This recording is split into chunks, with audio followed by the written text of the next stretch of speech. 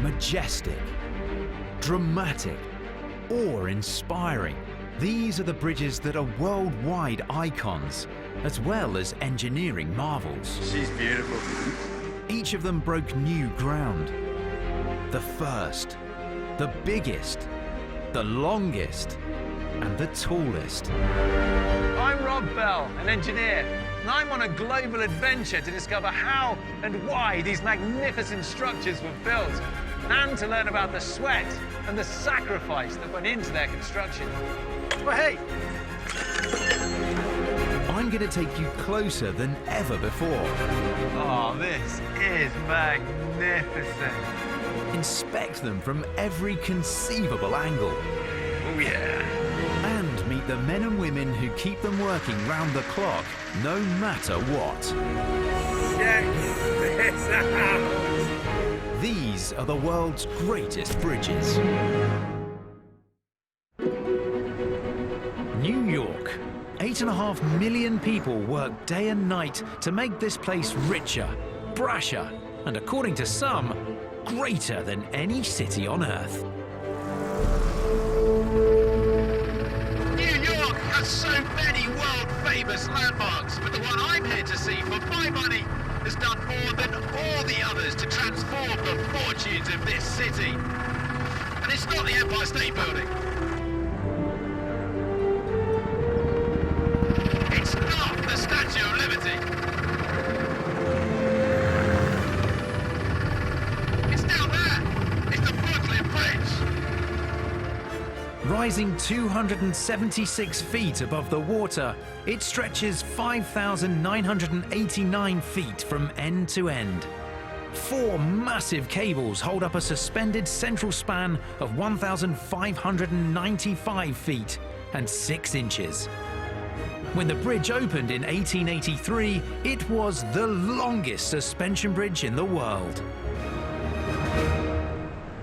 In fact, there's a strong argument that it's the Brooklyn Bridge that made New York, New York. Today, Brooklyn and Manhattan are just 2 of 5 boroughs that make up the city of New York. But in the 1860s, the city was confined to Manhattan Island. Surrounded by water, it was quickly running out of space. Whereas Brooklyn had plenty of room, but was cut off from the rest of America. So if you lived here in the 19th century, you had a problem. If you wanted to get anywhere in that direction from Brooklyn, you had to try and cross that, the East River. Which is easier said than done. For a start, it's not actually a river. It's a fast-flowing tidal estuary, subject to strong tides, high winds, and sea storms. Its shortest span is over 1,700 feet. Back then, if you wanted to cross it, you had no choice but to go by boat. The Fulton Ferry Terminus, which once stood right here, was the busiest of the 5 landings over here in Brooklyn. It was served by a fleet of 13 small boats, which sailed day and night. And when the service was operating fully, they'd make around 1,000 crossings a day. But when it was too stormy, or too foggy, or too icy even to sail, the service could stop for days on end. It's no wonder the Brooklynites clamoured for a new way to cross. In 1857, a new solution was proposed. A suspension bridge, connecting the 2 cities of Brooklyn and New York. The idea was radical, but not exactly new. The idea of suspending a bridge using ropes or wires over some kind of chasm is an ancient one. And the first ones would have probably looked something very similar to this. A simple catwalk stretched out between the 2 sides of a big drop. It's all very simple, really. And the design principles are clear to see. Now, the part of the bridge that I'm standing on here is called the deck. And the deck hangs from these smaller ropes here called the suspenders. Now, each of these takes a small fraction of the weight of the deck and the weight of me standing on the deck up and into these larger cables here, which run the full length of the bridge. and these are called the main cables. And at each end of the bridge, the main cables are attached or anchored to solid ground, or in this case, a solid tree. The beauty of this design is that it doesn't really matter how big the gap is from one side to the other. If you want to make the bridge longer, you just add more cable, which means it's perfect for crossing a large stretch of water. In theory, there's no limit to its length. In practice, building a workable suspension bridge is complex. If you take this quite crude example, it doesn't take that much from me to get the whole thing wobbling and swaying around quite violently. Now, that's all well and good up here on an adventure course, but it's not so helpful for vehicles carrying heavy cargo. And it's easy to imagine that under too much strain, the cables could eventually snap and leave me tumbling down into the undergrowth. And the first modern suspension bridges did have a nasty habit of falling down. This one in Angers, France, collapsed in 1850, killing 200 soldiers. The cause?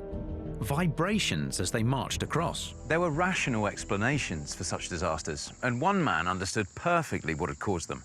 The same man who in 1857 proposed building a suspension bridge across the East River. His name? John Augustus Roebling. Roebling was born in Germany in 1806 and trained as an engineer before emigrating to America in 1831. Famously difficult, arrogant and humorless, Roebling had few close friends. But what he lacked in friendship, he made up for in money. What made Roebling rich was this: rope made from metal wire. And natural rope is pretty strong, look. This piece here can hold more than 7 tons, but it wears out quickly.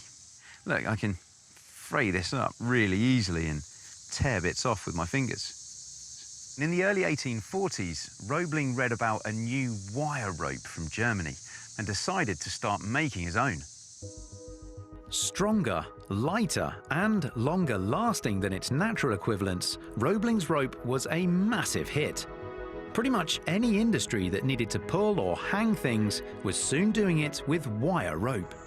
The most innovative user of wire rope was Roebling himself. He took this rather mundane product and used it for something quite extraordinary. This is the John A. Roebling Suspension Bridge, opened in 1866. The main span stretches 1,057 feet across the Ohio River between the cities of Cincinnati and Covington. At the time, it was hailed as a truly groundbreaking structure. But Roebling was just getting started. He was convinced that he could use his rope to build bridges at a scale the world had never seen. And he knew just the stretch of water to prove it: the East River between Brooklyn and Manhattan. But he also knew he needed political approval.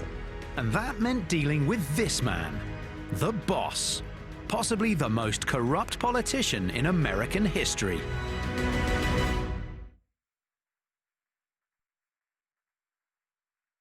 The Brooklyn Bridge, a structure that changed engineering forever. When it opened in 1883, it wasn't just the longest suspension bridge on Earth, but the most revolutionary. It shattered accepted notions about how long bridges could stretch, what they should look like, and even how they're built. Brooklynites supported the idea from the off. They were fed up of the old ferries and wanted the bridge as soon as possible. In 1867, leaders here at Brooklyn's City Hall agreed to buy $3 million worth of stock in the newly formed New York Bridge Company. But without the support of New York City Council on the other side of the East River, this bridge would never get off the ground. Not only did they require an additional $1.5 million of funding, they needed the city's approval to acquire the land for anchorages and approach viaducts. And there was only one place to get that approval. Anyone who wanted anything done in 1860s New York didn't bother going to City Hall. They visited Tammany Hall, once the headquarters for the Democratic Party. The man in charge was William McGeer Tweed. He'd never been mayor or governor. He wasn't a judge. But his grip on New York was so absolute, everyone called him Boss Tweed. He was, and still is, a candidate for most corrupt politician in American history. At his height, he had control over almost every elected politician and judge in the city. Over his 25-year reign, Tweed embezzled at least $200 million, the equivalent of about $5.5 billion today. Like it or not, if Brooklynites wanted a bridge, they needed help from Boss Tweed. Taking bribes was such an everyday occurrence for Tweed. Nobody could later recall exactly how much he asked for, but it was somewhere between $55,000 and $65,000. Now, this was at a time when New York lawyers were making $3,500 a year, and where ordinary labourers would earn $1 a day. Tweed not only took the cash, he also demanded a controlling stake in the bridge company. But once he got what he wanted, all opposition to the project magically evaporated. The so-called Great Bridge was at last underway. At its helm, the man who'd first proposed it a decade earlier, John A. Roebling. Roebling's Cincinnati Bridge had proved that his wire cable was the perfect material for making long suspension bridges. Prior to that, suspension bridges used chains made from metal links.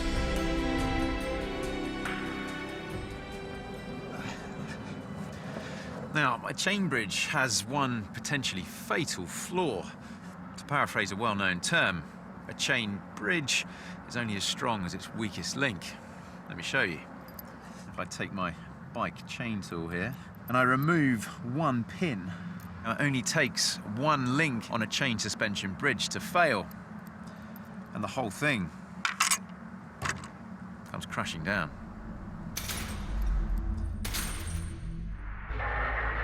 But that's not the case with wire rope or cable. This is made by twisting multiple steel threads together to form thin strands. These can then be twisted to form thicker ones. The whole process can be repeated until these cables reach the desired width and strength. Not only can they carry massive loads, but if one, two, or even several threads fail, there are still hundreds of other strands keeping the wire in one piece. This is what Roebling had demonstrated to such great effect with his Cincinnati Bridge. But although strong and impressive, it was nothing compared to his plans for the Brooklyn Bridge. Two gigantic towers would rise 276 feet above the water, supporting four giant 15 3/4-inch cables. Suspenders secured to the cables would support a 5,989-foot deck. Sitting on the bridge would be 5 independent carriageways, 2 for horse and carts, 2 for trains, and 1 for pedestrians. When completed, it would be the longest suspension bridge in the world. It would incorporate all the safety features that Roebling had successfully employed here in Cincinnati. He'd have the same 4 main suspension cables, but this time making them even thicker, 16 inches in diameter. And he planned to stiffen the roadway similarly to here by encasing it within this steel truss, a kind of rigid box that's both light and strong. When someone asked him how long he expected his bridge to last, he simply replied, "Forever." Roebling spent 2 years checking and double-checking every detail personally. Finally, they were ready to start constructing the record-breaking bridge. But then, in 1869, tragedy. On the 28th of June that year, John Roebling was standing right about here on the Fulton ferry landing. He was carrying out one last check on the centre line for his new bridge when his leg got caught in a piece of rotten decking. As he tried to pull it free, a ferry crashed into the pier, crushing the chief engineer's foot. His injuries were severe. His doctors had no choice but to amputate his toes. But much worse was to follow. The wound became infected, and within days he became gravely ill. On the 22nd of July, 1869, John Augustus Roebling died. With Roebling gone, the whole venture was in real trouble. He was the only person in the world who'd ever built any bridge anywhere near this scale. And because he took so few people into his confidence, there was no one who fully understood his plans. Well, almost no one. The one man he had trusted was his eldest son, Washington Roebling. He'd been his father's deputy in Cincinnati, but he'd never run a major construction job, let alone the world's biggest bridge project. The bridge company directors had serious doubts about his ability to do it, but there was just no other candidate for the job. So, at the age of 32, Washington became chief engineer, with the whole project resting on his shoulders. Before Washington Roebling could start construction up there was an enormous amount of work to be done right down below. The entire weight of the bridge, all 14,680 tons of it, are sitting on the two towers, which in turn are resting on giant subsea foundations on the riverbed. Creating a solid base for towers this big, in waters this deep, was something not even the departed John Roebling had ever attempted. The way to do it was with a caisson. A caisson is basically just a big upside-down box that's sunk to the bottom of the riverbed. Compressed air is pumped in, creating an air pocket. Inside the caisson, workers can dig away at the riverbed, sinking the caisson lower and lower, whilst on the surface, another group extends the top of the tower to keep it above the waterline. Eventually, the caisson will come to rest on bedrock, at which point it's filled with concrete and rubble, creating a permanent foundation. The New York caisson was floated out to this point here in 1871, and the Brooklyn caisson over there a year earlier. Now, each was 14 feet high, and at a length of 168 feet by 102 feet wide, they were bigger than the size of 4 tennis courts combined. In fact, I'm not far off being directly above one of the corners of the New York caisson here now. Washington Roebling personally designed the caissons, inventing a method of removing the spoils without disturbing the pressurized atmosphere. A central column would run to the bottom of the caisson, into a water sinkhole, which the men would fill with dirt and rocks. Then huge grabbers would descend from the top and remove the rubble. Despite these advances, life in the caissons was hellish.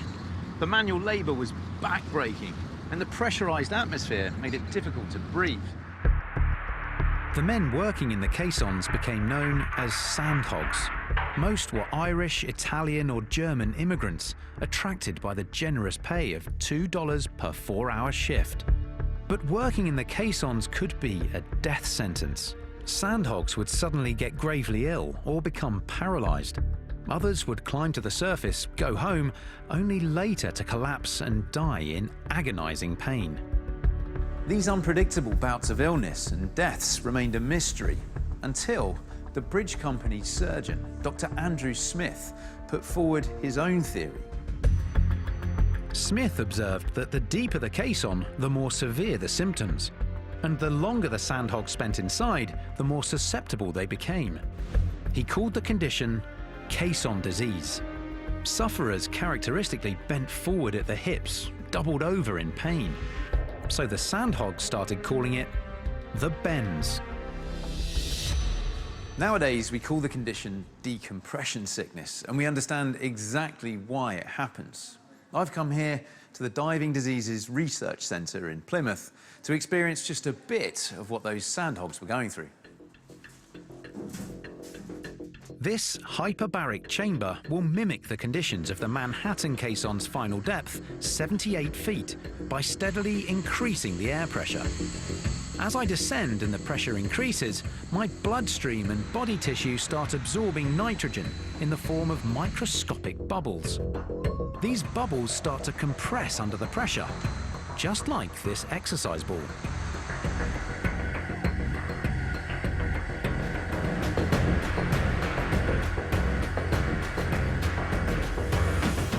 There was so much happening as the pressure built up in here. It's effectively we were descending, getting deeper and deeper. First of all, my voice has gone this very thin, high-pitched, almost like I've been breathing in helium type voice. It's really quite hard to take myself seriously at the moment. I'm just sat here right now. I'm not really doing anything, but it is just a harder existence to be in these high-pressure conditions, these literal high-pressure conditions. Just imagine what it was like for those sandhogs, for the workers digging away at the bottom of the riverbed there in order to try and find that bedrock to build the foundations on. Absolutely horrendous, back-breaking work. But the real problems for the sandhogs started when they returned to the surface. The chamber is now going to decrease the pressure to mimic the effect of travelling upwards. Before we do that, though, I'm just going to blow up this ball here. That's actually quite hard doing that in this pressurised conditions.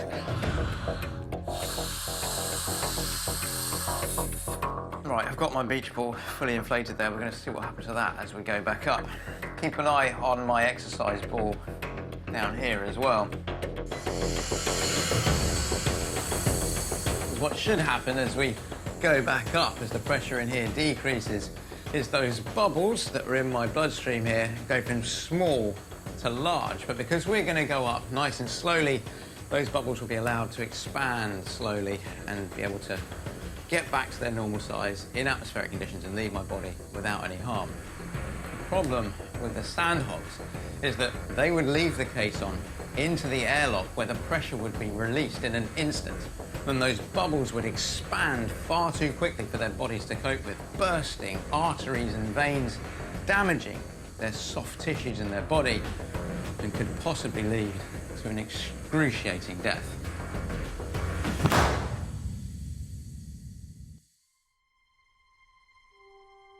At least 20 men died from the bends. What we don't know is how many others suffered and survived, possibly hundreds. But we do know the name of one victim, Washington Roebling. He had spent months down in the caissons, supervising the building of the towers. But the prolonged effect of working at pressure had a disastrous effect on his body. He became paralyzed.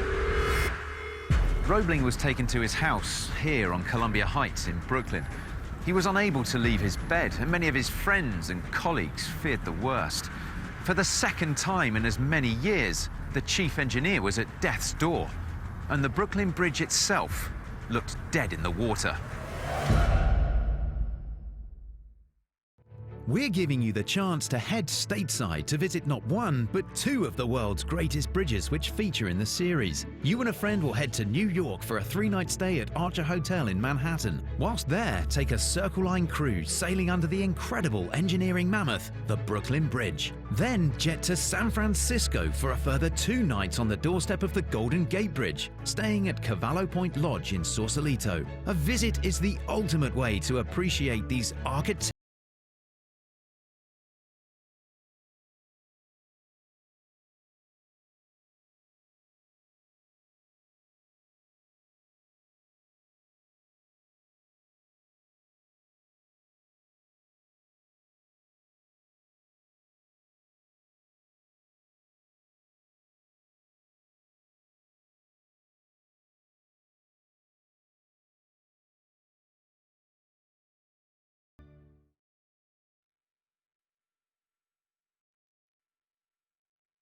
New York 1872. 3 years after work began on the hugely ambitious Brooklyn Bridge, there remained little to show for it.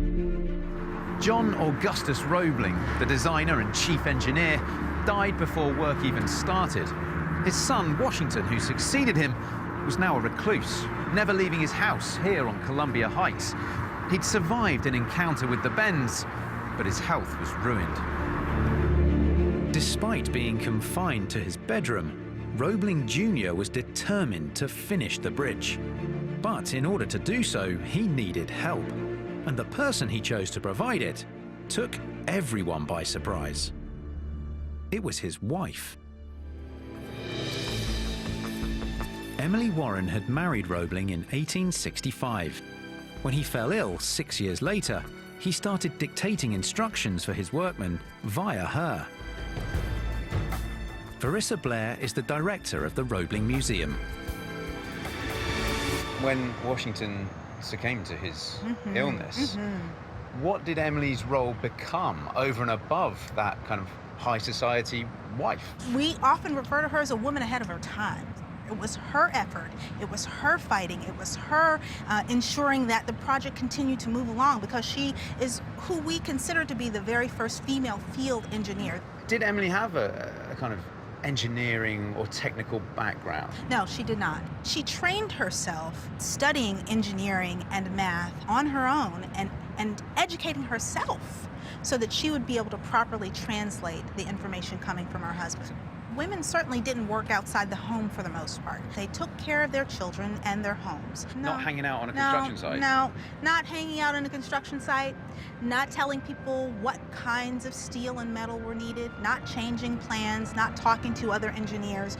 Among the women I know who work in engineering and architecture and design, they really look at Emily as a shero. Emily never received a single cent for her efforts. But without her, the Brooklyn Bridge might never have been finished. In fact, she became such a talented engineer. Many people suspected she, rather than her husband, was the bridge's real driving force. By the spring of 1872, the Brooklyn Tower foundations were complete, and the tower itself had risen about 100 feet above the waterline. To the casual observer, it looked as if the New York Tower hadn't risen at all. But in reality, it was almost as tall under the water as the Brooklyn Tower was above.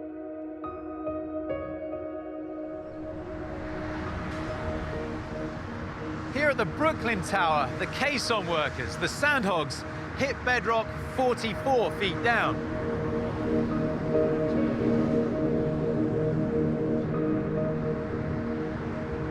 But here on the New York side, the bedrock was 106 feet down. And as the caisson descended, the pressure inside climbed ever higher. Washington and Emily were caught in a terrible dilemma.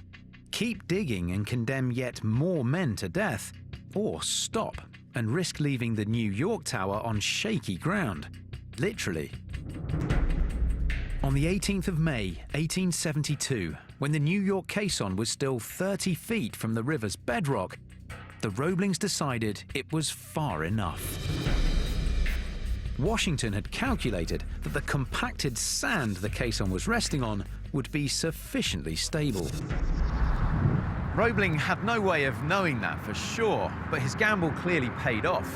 The foundation for this tower came to rest at 78.5 feet below high water, and it hasn't moved since.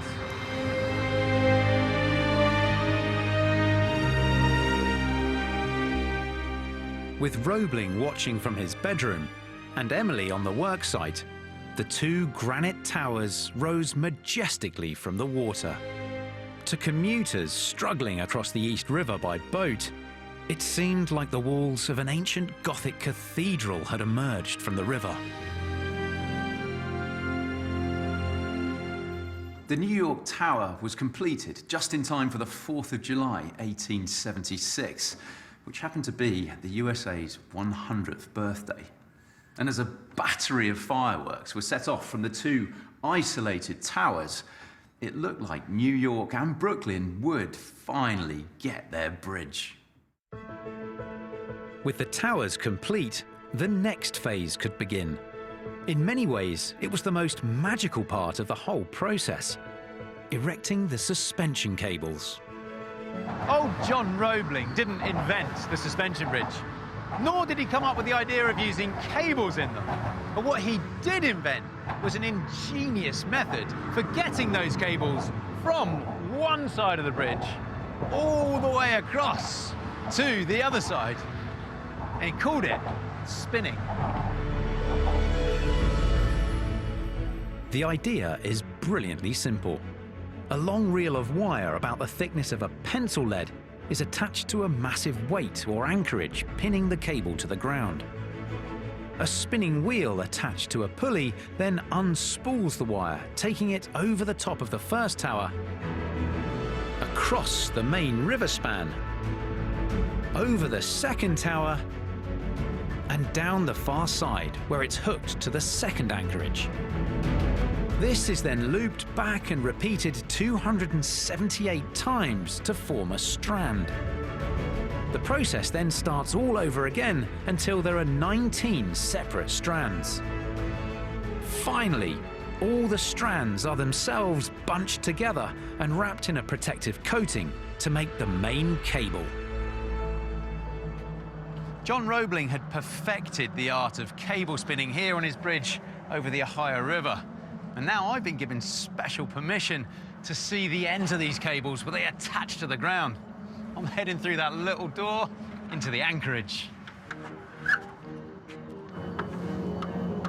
Let's have a look. Yeah.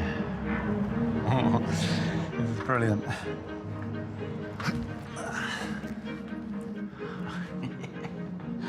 This is amazing. Inside this small cabin here, this is the start of one of the anchorages, and you can see at the top here, that is where the main cable comes into the anchorage, and then it splays out into these constituent bundles of wire, and you can still see all the individual wires within the bundle. And then it connects to the anchorage down this end here. Those bundles of cable come down and they're fixed onto these steel strips with rounded ends here. They're called I-bars because they've got a hole right through the middle. And then what you can't see is that all of that is encased in this thick concrete, and it goes as far back as the anchorage. That's what connects the bridge to the ground. The anchorages keep the cables locked in place, but the weight of the bridge is taken by the towers.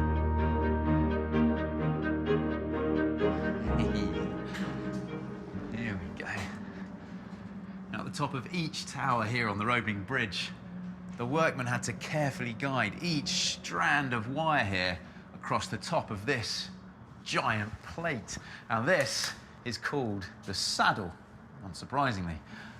All the weight of the cables themselves, the bridge deck down below, the people and cars going across the bridge, any strain on the bridge caused by the wind, all of that weight, all of that force is transferred from the cables into the towers through the saddle at this point here.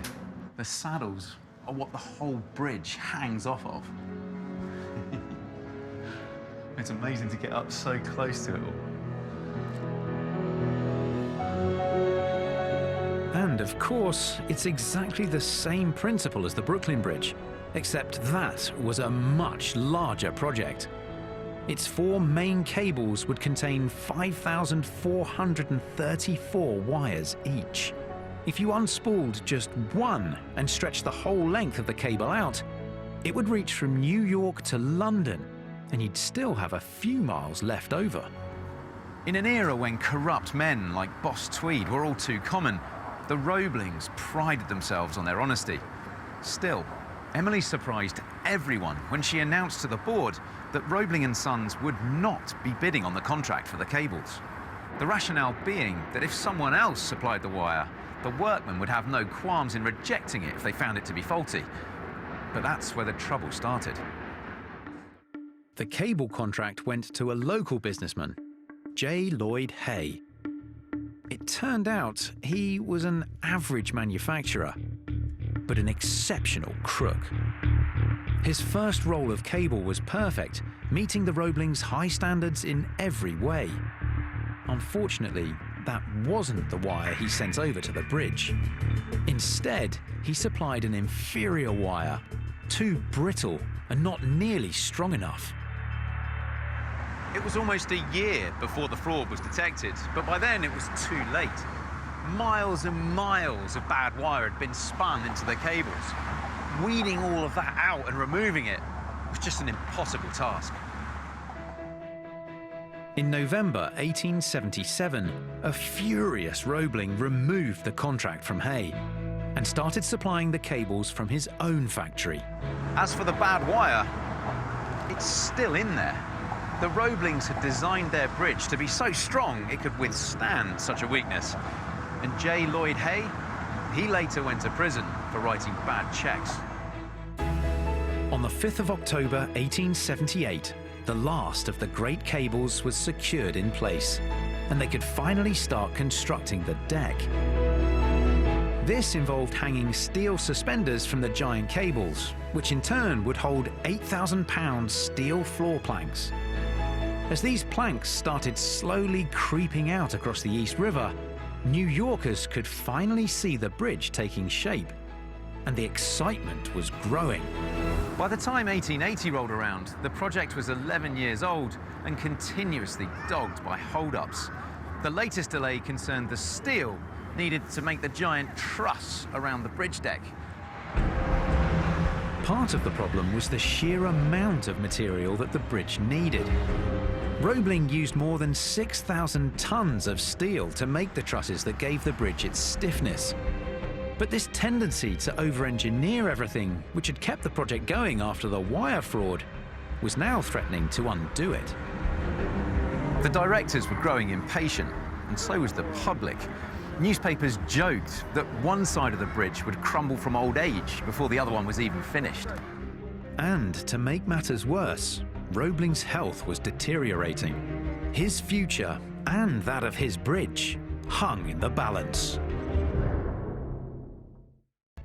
Remember, there's still the chance to win that trip to the States, giving you the opportunity to admire the Brooklyn Bridge in New York and the Golden Gate Bridge in San Francisco from the ground up. So to enter, text BRIDGE to 65515 or call 0904 16 15 577. Or post your name and phone number to Bridge, PO Box 7557, Derby, DE10NP. For rules, go to channel5.com/win. Good luck!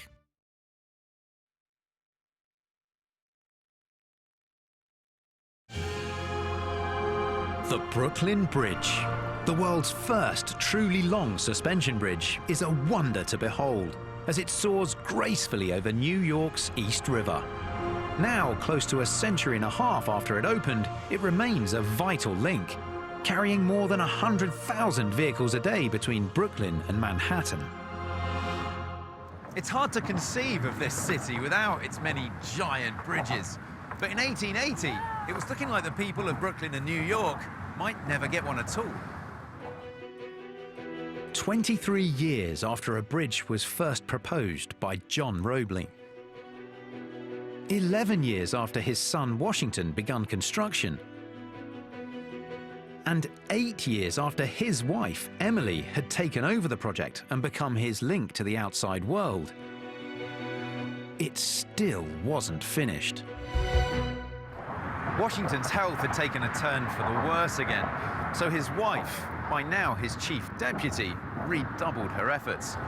One by one, she patiently resolved every issue. Delays from contractors, awkward questions from politicians and directors, even potential strikes from the workmen. Her famous charm won them all over in the end. Finally, in April 1883, the Great Bridge was at last finished. And what a sight it was. 5,985 feet long, 85 feet wide, 276 feet and 6 inches tall. The new New York and Brooklyn Bridge was not only the longest suspension bridge in the world, it was also the most expensive. It had cost over $15 million, around $347 million today. But most agreed, it was worth every cent. Opening day was May the 24th, 1883.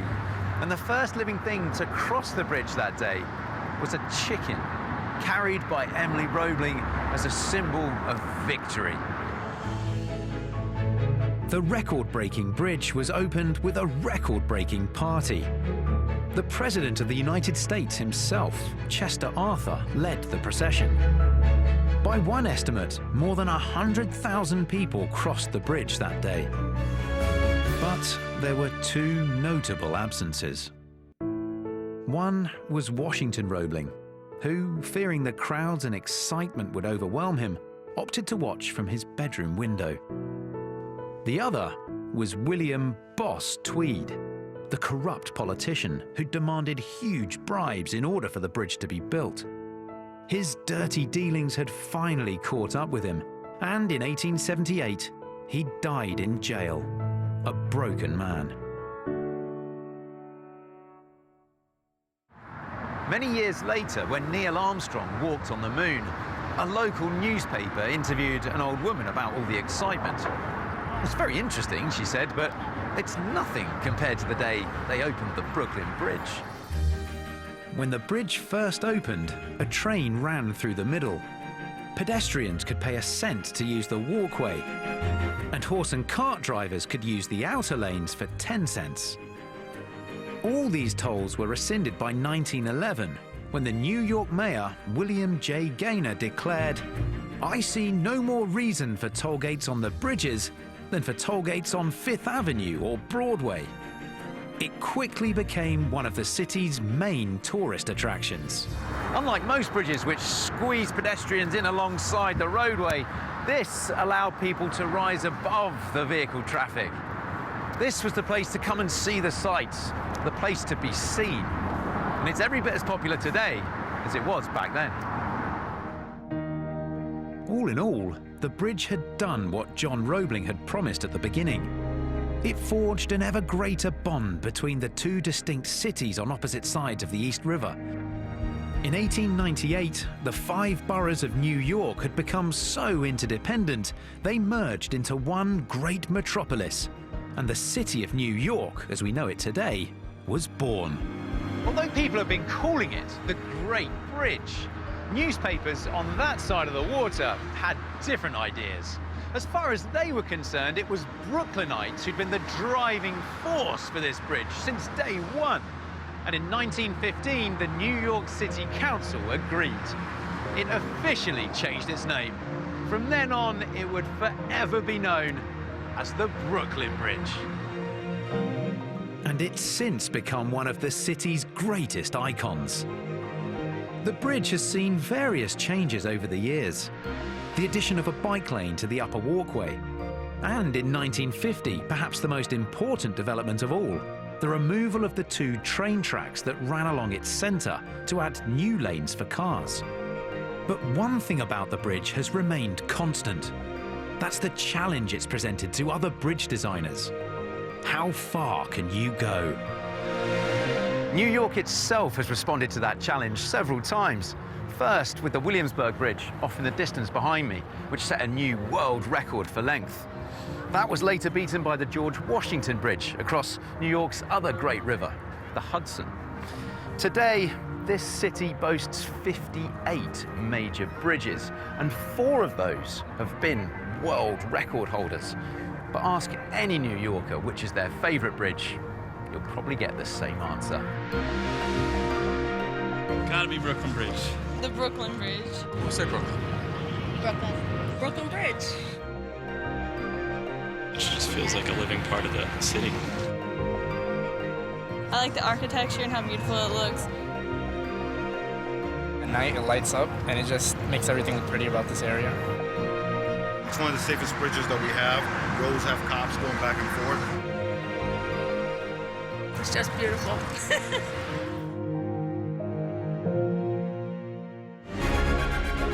Rob Bell is back next Friday at 8 with new World's Greatest Bridges. Next tonight, new series 8 Days That Made Rome continues with the crucial moment when a young senator made his move on Mark Antony to become the first emperor. Over on 5 USA, Sheriff Walt gets ready to fight back in the season finale of Longmire. Maybe he should get some tips from Octavian.